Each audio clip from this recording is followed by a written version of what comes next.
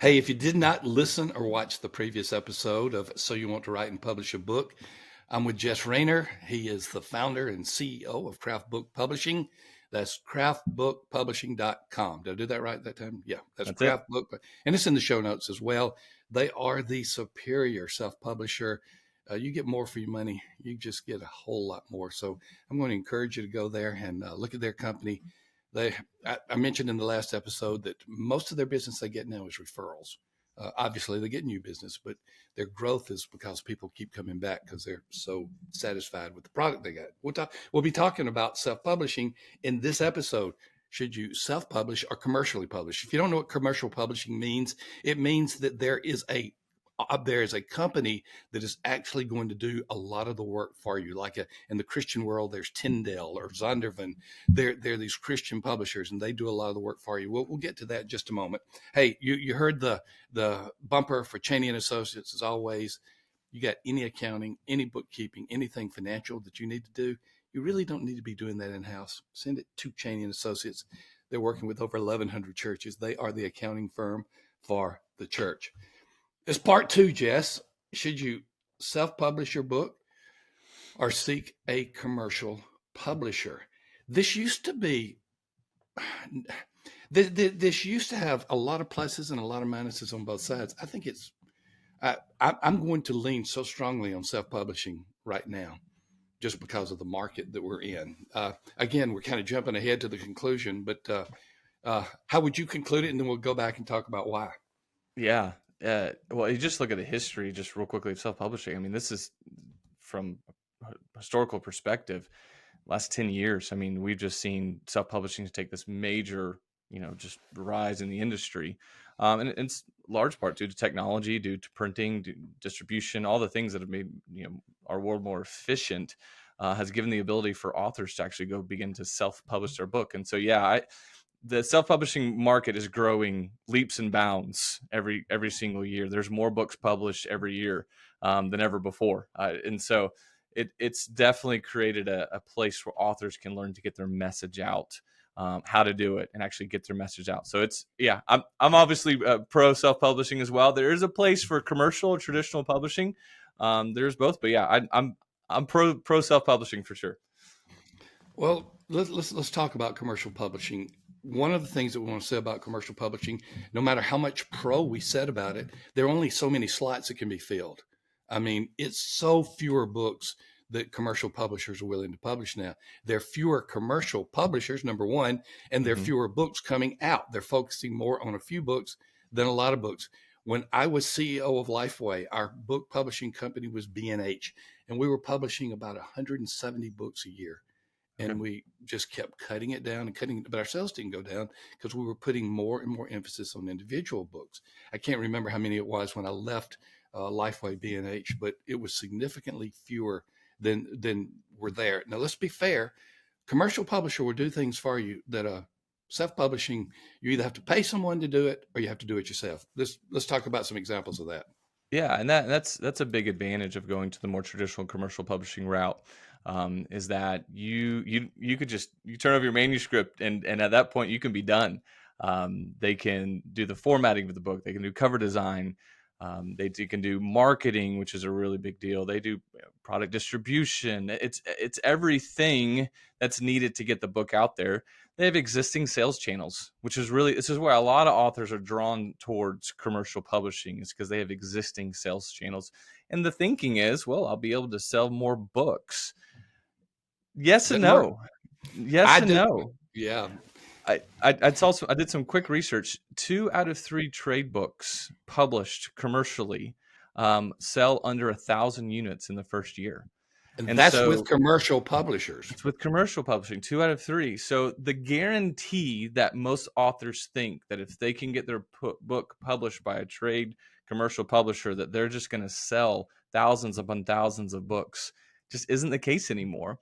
And trade publishers are scaling back because it's a major investment. They're investing not only just the resources to get the book published, but the marketing and the sales channels costs a lot. And so we're seeing this shrinking of the market in a lot of ways with commercial publishing. It's a great route to go, but it's not for everyone. In fact, it's not for most people.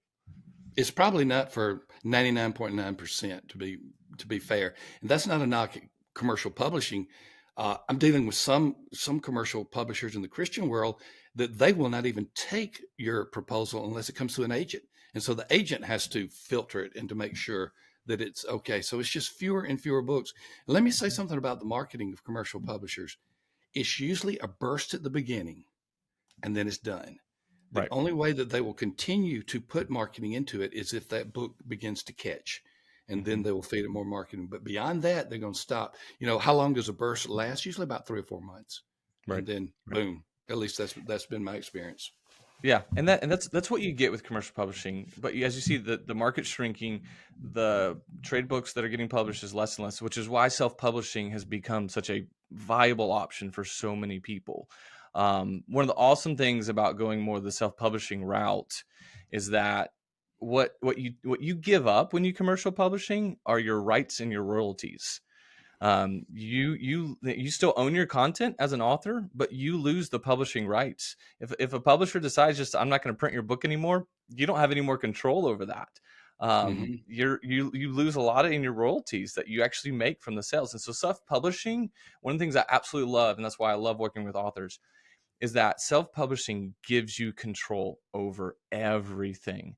Yeah, you lose some of the marketing, but what you gain, I think, is so much more advantageous as an author, especially if you're a new or beginning author. You retain control, you contain rights, you control royalties. And from a royalties perspective, you get more money in your pocket per book sold. So even you don't have to sell as many books in order to potentially make the same amount of income that you would from a traditional publisher. Well, let's talk to the founder and CEO of Craft Publishing for a moment. All right, Jess, I want to do a book with you. I want to self publish. What does Craft do? Give us an example of a self publisher. Go through the checklist. What does Craft do?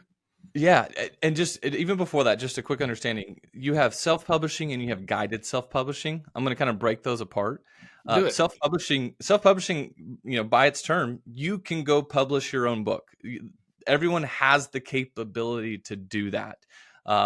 There's a lot of different ways you can do that. A lot of different companies that will provide you the resources for doing that. What I do at Craft Book Publishing is actually doing guided self-publishing. And so I create everything an author needs to self-publish their book. And so I'm able to take what is offered at trade publishers, interior formatting, cover design, publication systems, distribution, all those things Edit, that it takes. edit. Don't forget editing. I have editing as an option as well. Hmm. All the things you need to get your book digitally on shelves and physically in your hands. I have the ability to do that, and all for you as a self-publisher. So many authors, the authors I work with, they would just want to write. They want to write, they want to craft their story, and then I want to go, I don't want to have to mess with all that. I don't want to do it. I know I can, but I don't want to do it. And so I work with them, and it's a joy because I get to see their book, their message come to life. And so at the end of the day, the authors that I work with self-publish their books. I do everything they need, and I just hand the keys back. And that's what there's kind of a finish line process where I say, hey, I'm handing the keys back to you now, and you get to keep all of that from rights, from royalties, distribution. You get complete control over the book. So that's like 100,000-foot view of what I do, but at least paints a little bit of picture with craft book publishing. Hey, before we leave this particular session, somebody says, I'm really interested in this self publishing, especially guided publishing, where Jess is guiding me along the way to self publish. Where do they begin? What happens? Just contact you at Craft? Yeah. And that's the easiest way. Go to craftbookpublishing.com or email me at jess@craftbookpublishing.com, either one of those. And you can kind of begin to see on the website what we do, but also, just ask questions. Every author I work with, I have a personal relationship. I'm working with them. It's not like it's kind of like more of a boutique style, mom and pop kind of style. And so it's very personal, very connected along the way. It's not just some person in an office just running through some stuff, templates and cutting it back out. This is truly, every book I do is one of a kind. And so just reach out to me. I'd like to typically have a conversation with every author up front, make sure it's a good fit and see if this is what they're looking for. And if it is, then we move forward. So yeah, that's the best way to start. But yeah, it's a blast. I love doing it. Well, that's craftbookpublishing.com. Jess will guide you. He will help you along the way. You're an advertiser in our new directory. By the way, Jess, that everything church resources directory, the second day it went out, somebody said, I've already gotten a sale. I've already gotten a sale. Wow. So we're seeing some great results. Thank you for being an advertiser in that and being early. But we list all the church resources that we know of, and we'll continue to build on that list. You can download that. You can look at it online. Just go to the link where you can get the Everything Church Resources directory. Jess, we got one more to do. We did the first one, so you want to write a book. Where do you begin?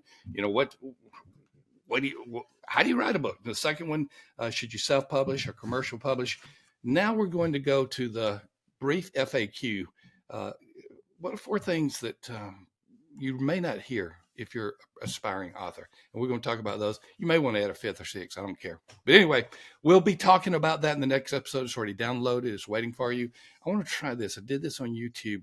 So if you're watching, I'm going to try to do this again and see what happens. If you're on YouTube, give us a thumbs up. Can you give us a thumbs up? Yeah, give us a thumbs up. I'm waiting for the fireworks. There's a thumbs up. It didn't work this time. It worked the last time. Or if you're on your favorite podcast and subscribe to the Church Answers channel, please do that. And if you're on your favorite podcasting app, give us a rating and review. We always say that because we always appreciate it. We'll see you in the next episode as we talk about those things that you need to know as an author. 4 things no one tells aspiring authors. Jess will be back for the last of these 3 episodes. Hang tight.